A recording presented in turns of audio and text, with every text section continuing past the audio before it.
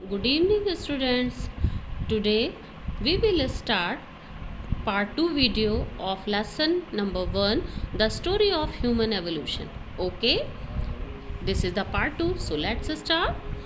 Sources, evidences of human evolution. मानव विकास के सूत्र और सबूत. एविडेंस मीन्स सबूत और सोर्स मीन्स इसके स्रोत. कैसे उनका क्रमागत विकास होता चला गया, हम इसके बारे में पढ़ने जा रहे हैं. देखिए, द मेन सोर्सेज ऑफ और evidences of human evolution include fossils, bones, utensils, cave paintings and tools.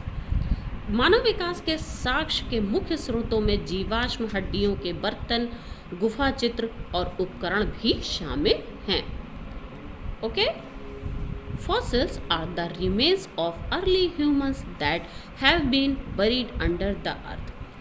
जीवाश्म जो होते हैं, जीवों के अंदर के जो हड्डियां और उनके मांस होते हैं उनको जीवाश्म कहते हैं.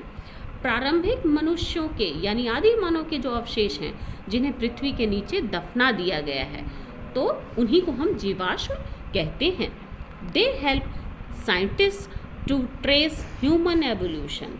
और ये जो मानव विकास का पता लगाने के लिए वैज्ञानिकों की ये मदद भी करते हैं. From skeletons to teeth, early human fossils have been found all over the world. कंकालों से लेकर दांतों के प्रारंभिक मानव जीवाश्म पूरे विश्व में पाए गए हैं. Okay, these fossils tell us how well early humans were adapted to walking upright, the differences between a male and female body size, and how children of early humans grew up. मनुष्यों को इन जीवाश्म को जो ये मिले हैं, इनसे ये पता चलता है कि जो स्त्री और पुरुष, नर और मादा के मनुष्य के शरीर के जो अंतर के बारे में जो आदि मानव था उसमें कितनी अच्छी तरह बताया गया है, क्योंकि दोनों तरह के जो अंदर के वो पार्ट्स मिले हैं, जो फॉसिल्स मिले हैं, तो उसमें ये बताया गया है कि आदि मानव में कैसे बच्चे जो थे वो धीरे धीरे बड़े होते चले गए. The early humans made tools and utensils using stones. आदि मनुष्यों ने क्या किया? पत्थरों का उपयोग करके उपकरण और बर्तन बनाए. They used tools for hunting animals. और वो जानवरों के शिकार के लिए उपकरणों का उपयोग भी करते थे. देखिए यहाँ पे फॉसिल्स ऑफ स्कल, ये मानव शरीर के मुखौटे की संरचना है जो हड्डियों से निर्मित बनी है. फॉसिल्स ऑफ हैंड्स, ये हाथों की हड्डियाँ हैं. इनको ध्यान से देखिए, इन्हें आप पहचान भी सकते हैं. Next page, page number 9. One of the most important sources about the evolution of humans is the rock paintings found around the world.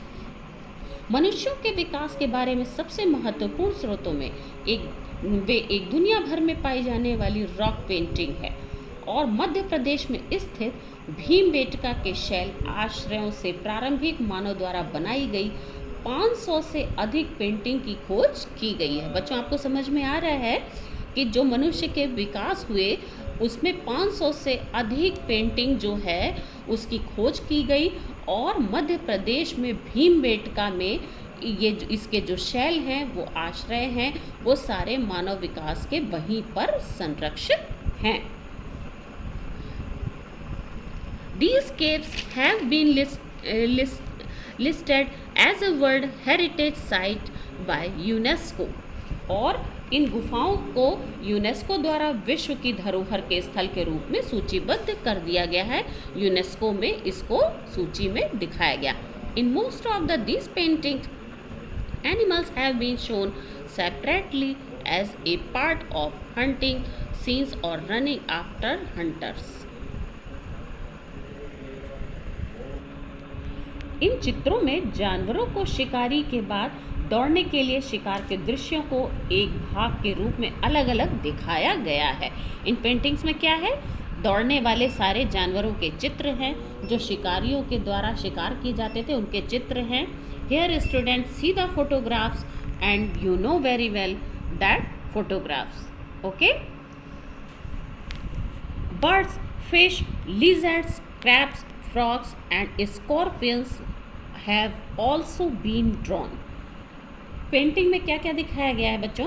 चिड़िया, मछलियाँ, छिपकली और केकड़े और मेढक बिच्छू की पेंटिंग्स भी इसमें बनाई गई है। इनके अलावा इन सारे चित्र मतलब चिड़िया है, मछलियाँ हैं, छिपकली है, केकड़े, मेढक और जो बिच्छू हैं, इन सभी के चित्र को भी बनाया गया है। Some paintings also show man and women. और कुछ पेंटिंग में जो है स्त्री और पुरुष के चित्र भी बनाए गए हैं, उन्हें भी दिखाया गया है। Red and white were the most widely used colours. और इन सभी पेंटिंग्स में ज़्यादा करके लाल और सफ़ेद रंग का उपयोग किया गया है इन्हें दिखाने के लिए। Okay, it is the end of this chapter. We will meet in my next video of another chapter. Okay, thanks, bye bye.